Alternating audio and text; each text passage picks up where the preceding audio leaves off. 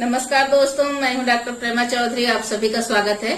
आज मैं चर्चा करने जा रही हूं हाइपोक्सिया के बारे में। हाइपोक्सिया या हाइपोक्सीमिया एक ऐसी कंडीशन है जिसमें हमारे ब्लड के हीमोग्लोबिन में जो है ऑक्सीजन का कंसंट्रेशन कम हो जाता है। जब ऑक्सीजन की कमी हमारे शरीर में निर्मित होती है तो ऐसी स्थिति को हम हाइपोक्सिया कहते हैं। दोस्तों, हाइपोक्सिया की कंडीशन में लक्षण क्या क्या दिखाई देते हैं? छाती में भारीपन महसूस होता है, खांसी आती है, सांस लेने में दिक्कत होती है, इंसान जो है बहुत जल्दी जल्दी और सैलो ब्रीदिंग करता है, ज्यादा गहरी सांस नहीं ले पाता है, छोटी छोटी सांसें जो है वो लेता है, छाती में दबाव महसूस होता है। ऑक्सीजन की ज्यादा कमी होने पर हमारे जो स्किन है उसका कलर चेंज देखने को मिलता है। खास करके लिप्स और गम्स में ये आसानी से दिखता है, क्योंकि जो इंडियन कॉम्प्लेक्शन है उसमें आसानी से ब्लूइशनेस जो है समझ में नहीं आता है। तो आप गम्स को देख सकते हैं या लिप्स के इनर साइड अगर आप देखें तो ऐसी जगहें जो है वो ब्लूइश दिखाई देती हैं। ऑक्सीजन की ज्यादा कमी होने की वजह से माइंड जो है वो शिथिल होने लगता है, हमारी मेंटल एक्टिविटी जो है वो कम होने लगती है, शरीर की जितनी भी ऑक्सीडेशन की प्रक्रियाएं हैं वो सब कम होने लगती हैं, क्योंकि हमारे शरीर की सभी कोशिकाओं को सर्वाइव करने के लिए ऑक्सीजन पर्याप्त मात्रा में मिलना जो है वो बहुत जरूरी है। और जब ऑक्सीजन की कमी हो जाती है तो हमारा दम घुटने लगता है और सांस लेने में दिक्कत होने लगती है और लास्टली डेथ हो जाती है। दोस्तों, कोविड सिचुएशंस में आजकल बहुत सारे पेशेंट्स हैं जिनको ऑक्सीजन की कमी हो रही है, उनके ब्लड में ऑक्सीजन का कंसंट्रेशन कम हो रहा है। तो ऐसी सिचुएशन से निपटने के लिए होम्योपैथी में कौन सी मेडिसिन हैं जो आपकी मदद कर सकती हैं, इसके बारे में आज के वीडियो में चर्चा करेंगे। तो सिर्फ कोविड ही नहीं, कोई भी बीमारी अगर जिसकी वजह से ऑक्सीजन लेवल बॉडी में कम हो रहा है तो आप लक्षणानुसार इन मेडिसिन का इस्तेमाल जो है अपने चिकित्सक की देखरेख में कर सकते हैं। सेल्फ मेडिकेशन हानिकारक होता है। दोस्तों, आजकल व्हाट्सएप में और फेसबुक वगैरह में एक वीडियो वायरल हो रहा है कि होम्योपैथी की ये वाली दवा जो है देने से पेशेंट का ऑक्सीजन लेवल तेजी से बढ़ गया और वो पूरी तरह से ठीक हो गया और ऑक्सीजन की जरूरत नहीं पड़ती है। तो आप ऑक्सीजन ढूंढे बिना होम्योपैथिक दवा ये वाली रख लीजिए और इससे जो है आपका ऑक्सीजन लेवल बढ़ जाएगा। तो इस तरह के जो भी आपको जानकारी मिलती है सोशल मीडिया से, वायरल मैसेजेस से, उसी के आधार पर दवाई लेने से आप पूरी तरह से ठीक नहीं हो पाएंगे। मैं ये नहीं कहती कि जो वायरल जानकारी है वो गलत है, लेकिन वो पर्टिकुलर पेशेंट के लिए सही है। आप ये सोचिए कि जब एक मेडिसिन में इतनी क्षमता है होम्योपैथी में कि ऑक्सीजन लेवल को तेजी से बढ़ा सकता है, तो एक होम्योपैथिक चिकित्सक कितना कुछ कर सकता है आपके लिए, क्योंकि उससे तो हजारों मेडिसिन की जानकारी है। होम्योपैथी लक्षणों पर आधारित चिकित्सा पद्धति है। इसमें एक ही बीमारी के अलग अलग पेशेंट की दवा अलग अलग निकल सकती है, क्योंकि एक ही बीमारी के हर पेशेंट में कुछ न कुछ ऐसे लक्षण भी होते हैं जो उसे उसी बीमारी के दूसरे मरीज से अलग करते हैं, और यही हमारे सिलेक्शन का मुख्य आधार होता है। तो इसलिए जब भी किसी भी तरह की परेशानी हो, आप सेल्फ मेडिकेशन करने के बजाय जो है अपने होम्योपैथिक चिकित्सक से मिलिए। वो आपके लक्षणों के अनुसार आपको बहुत ही बेहतरीन दवाई देंगे, जिससे आपका ऑक्सीजन लेवल भी बढ़ जाएगा और आपकी जो बीमारी है वो भी जड़ से खत्म हो जाएगी, आपका कोविड भी निगेटिव हो जाएगा। तो नजदीकी होम्योपैथ से आप संपर्क करें और उनके सलाह के अनुसार दवाई लें। यहाँ मैं कुछ खास दवाइयों की चर्चा कर रही हूँ, जिससे कि आपको अंदाजा हो जाए कि किस तरह की दवाइयां हैं होम्योपैथी में, जिससे हम इस तरह की सिचुएशन से निपट सकते हैं।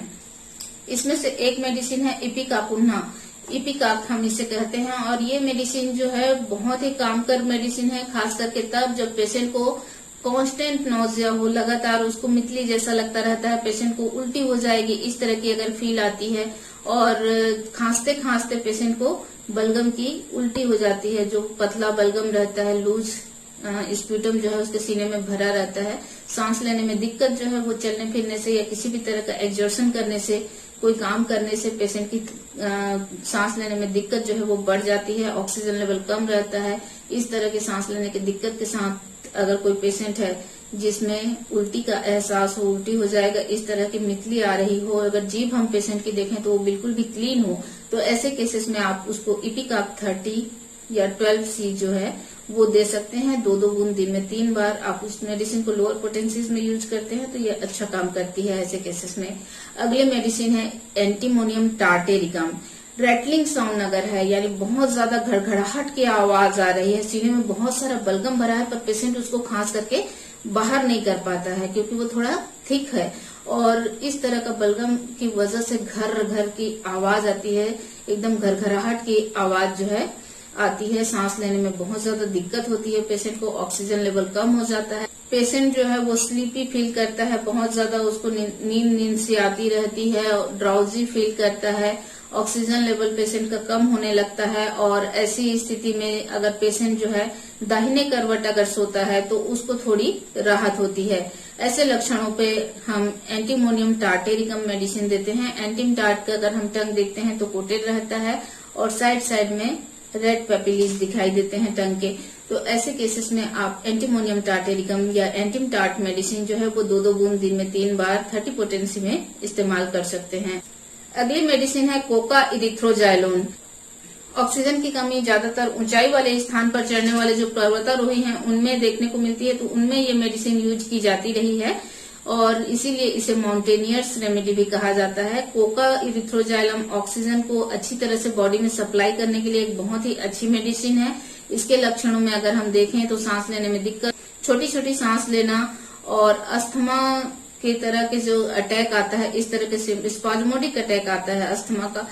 तो ऐसे पेशेंट जिनको सांस लेने में बहुत ज्यादा दिक्कत हो रही हो, दिल की धड़कन एकदम बढ़ी हुई हो और सांस लेने में दिक्कत के साथ साथ पाल्पिटेशन और एंजाइटी होता है, बेचैनी होती है पेशेंट को। अगर खखार देखें तो ट्रांसपेरेंट छोटे छोटे म्यूकस के गोले से निकलते हैं जो रंगहीन रहते हैं, ट्रांसपेरेंट रहते हैं। तो इस तरह के अगर खखार निकल रही है और साथ में इस तरह की तकलीफें हैं, सांस लेने में दिक्कत हो रही है, हृदय की धड़कन बढ़ी हुई है, बेचैनी है और नींद नहीं आती है पेशेंट को, तो इस तरह के लक्षणों में आप कोका इरिथ्रोजाइलम जो है ये मेडिसिन इस्तेमाल कर सकते हैं 30 पोटेंसी में 2-2 बूंद दिन में 3 बार। अगली मेडिसिन है काली कार्बोनिकम। काली काब जिसे हम कहते हैं, काली काब मेडिसिन बहुत ज्यादा पेशेंट को वीकनेस है और वीकनेस के साथ में जो है सांस लेने में दिक्कत हो रही है। ये समस्याएं जो है पेशेंट की वो सुबह के 3 बजे बढ़ जाता है, ड्राई कफ रहता है जो बहुत तेज हो जाता है मॉर्निंग 2-3 बजे के आसपास, और स्टिचिंग टाइप का पेन होता है, सीने में चुभन सी होती है।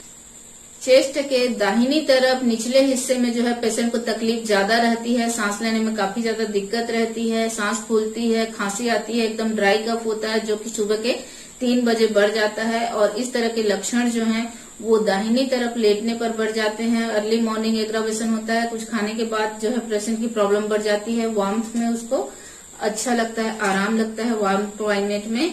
और इस तरह के लक्षणों के साथ अगर पेशेंट के जितने भी चेस्ट प्रॉब्लम है, चेस्ट में हैवीनेस है या प्रिकिंग टाइप का पेन होता है इसमें सीने में, इस तरह के जो भी सिम्टम है, सांस लेने में दिक्कत है, वो पेशेंट जब सामने की ओर इस तरह से झुक करके बैठता है तो इस तरह से सामने झुकने से उसकी प्रॉब्लम्स में कमी आती है।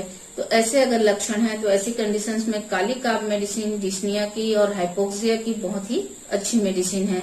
अगली मेडिसिन है कार्बोवेज। कार्बोवेज मेडिसिन जो है हम ऐसे पेशेंट्स को देते हैं जिनमें बहुत ज्यादा वाइटलिटी कम हो गई हो।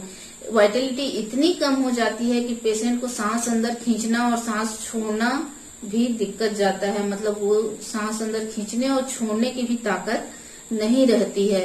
साथ ही पेशेंट को हाइपोक्सिया की वजह से बहुत ज्यादा सांस भरती है, सांस फूलती है, छोटी छोटी सांसें लेता है और अंदर से उसको बर्निंग फील होती है, लेकिन बाहर अगर आप उसकी बॉडी को छुएंगे तो एकदम ठंडा पड़ जाए रहता है, तो बॉडी ठंडी पड़ जाती है, पेशेंट को हवा जो है खींचने की ताकत नहीं रहती है। तो ऐसे में उसको एकदम करीब से कोई पंखा करे तो उसको बहुत अच्छा लगता है, फैन के एकदम नजदीक बैठना पसंद करता है ताकि उसके हवा जो है एकदम से उसको मिल सके। कार्बोवेज का पेशेंट जो है एक्चुअल में अच्छे से ब्रीथ ही नहीं कर पाता है, वो हाँफता है, गास्पिंग करता है। गास्पिंग के लिए कैंट रिपर्टरी में 2 प्रमुख दवाइयां दी हुई हैं, एपिस और लाइकोपोडियम। तो गास्पिंग यानी हाँफना, इस तरह की स्थिति अगर है तो उसमें लाइकोपोडियम बहुत अच्छी मेडिसिन है। नेग्लेक्टेड निमोनिया की ये बहुत ही अच्छी मेडिसिन है। निमोनिया का सही ट्रीटमेंट नहीं हो पाता है और वो बढ़ जाता है, तो ऐसी स्थिति में पेशेंट जब सांस लेता है तो उसको सांस लेने में बहुत ज्यादा दिक्कत होती है, बॉडी में ऑक्सीजन की कमी होती है। अगर आप पेशेंट के नॉस्ट्रिल्स देखें तो इसमें फैन लाइक मोशन होता है, यानी इस तरह से ये हिलते हैं। तो ऐसे केसेस में आप लाइकोपोडियम जो है वो 30 पोटेंसी में यूज कर सकते हैं। इसके अलावा एपिसमेल जो है गास्पिंग की बहुत अच्छी मेडिसिन है। जब एक्चुअल ब्रीदिंग न करके पेशेंट हाँफने लगता है, उसके जो वोकल कार्ड है, लैरिंग्स है, फेरिंग्स है, जो श्वास नली है, फेफड़े हैं, इन सब में सूजन आ जाया रहता है। आंखों के आईलिड्स के नीचे अगर सूजन आ गया है तो ऐसी स्थिति में जो है एपिस बहुत ही अच्छी मेडिसिन है। एपिस मेडिसिन के बारे में डॉक्टर नैस लिखते हैं कि पेशेंट को सांस लेने में इतनी दिक्कत हो रही थी कि वो 2 कमरे दूर से भी उसके सांस लेने की आवाज जो है सुन सकते थे। तो इस तरह का लाउड डिस्निया, जिसमें आपको सांसों की गति जो है दूर से ही सुनाई दे पेशेंट की, ऐसे वो बहुत ही दिक्कत के साथ सांस ले रहा हो, साथ में सूजन हो पूरे रेस्पिरेटरी ट्रैक्ट में, तो ऐसे केसेस में एपिस मेडिसिन जो है इस सूजन को कम करने के लिए बहुत ही अच्छा काम करती है, जिसके लिए एलोपैथी में ज्यादातर स्टेरॉइड्स जो है वो यूज किए जाते हैं। तो स्टेरॉइड्स के साइड इफेक्ट आप सभी जानते हैं, ब्लैक फंगस जैसे गंभीर बीमारी भी उसकी वजह से हो सकती है। अगली मेडिसिन है एस्पिडोस्पर्मा। एस्पिडोस्पर्मा क्यों, इसके बारे में आप व्हाट्सएप वगैरह में बहुत वायरल वीडियोस देखे होंगे कि इसको लेने से पेशेंट की कंडीशन जो है ठीक हो जाती है। लेकिन दोस्तों, सिर्फ एक मेडिसिन नहीं, इसकी बहुत सारी मेडिसिन है जो लक्षणों के अनुसार देने से ठीक होती हैं।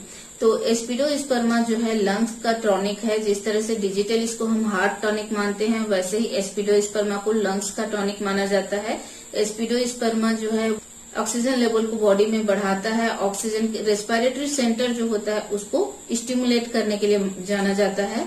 इसमें जो ब्रेथलेसनेस है वो सिंपल ब्रेथलेसनेस रहता है। इपिकाप की तरह कॉन्स्ट्रिक्शन फील नहीं होता है। जैसे इपिकाप के पेशेंट को चेस्ट में बहुत ज्यादा कंस्ट्रिक्शन सा फील होता है, उसको जकड़न सी महसूस होती है, ऐसा जकड़न न महसूस होकर एस्पिडोस्पर्मा को जो है सांस लेने में दिक्कत होती है। एक्सर्शनल डिस्निया रहता है, यानी चलने फिरने से या कुछ काम करने से उसको जो सांस की दिक्कत है वो बढ़ जाती है और छोटी छोटी सांसें जो है भरता है। तो इस तरह के केसेस में ऑक्सीजन लेवल को बढ़ाने के लिए एस्पिडोस्पर्मा जो है वो मदर टिंचर फॉर्म में आप यूज कर सकते हैं। 10-10 बूंद जो है बार बार देने से इस तरह के केसेस में इम्प्रूवमेंट दिखता है और ऑक्सीजन लेवल बढ़ने लगता है। इसे हम डिजिटलिस ऑफ लंग्स इसीलिए कहते हैं क्योंकि ये लंग्स को मजबूती प्रदान करता है, साथ में ऑक्सीजन लेवल को बढ़ाने में आपकी हेल्प करता है। अगली मेडिसिन है वेनेडियम। वेनेडियम मेडिसिन जो है हम इस तरह के पेशेंट को देते हैं जो बहुत ज्यादा कमजोर हो गए हैं, दुबले पतले हो गए हैं और इनमें जो है ब्लड की कमी हो गई है। क्योंकि ब्लड की कमी की वजह से हीमोग्लोबिन भी कम होता है। हीमोग्लोबिन का ही ये काम होता है कि वो ऑक्सीजन से जुड़ करके पूरी बॉडी में ऑक्सीजन सप्लाई करता है। तो इस तरह की स्थिति निर्मित हो जाती है कि खून की कमी की वजह से ऑक्सीजन सप्लाई प्रॉपर ढंग से नहीं हो पाती है। तो ऐसे पेशेंट जिनमें पोषण की कमी के कारण बहुत ज्यादा इमेसिएशन हो गया हो, बीमारी की वजह से जो बहुत कमजोर हो गए हों, सांस लेने में जो हाँफते हों और जिनको दिक्कत हो रही है, थोड़ा सा चलने फिरने से ही जिनका सांस भर जाता है और खून की कमी हो गई है, तो ऐसे केसेस में आप वेनेडियम 30 जो है उसका इस्तेमाल कर सकते हैं। एक और मेडिसिन है हाइड्रोसाइनिक एसिड।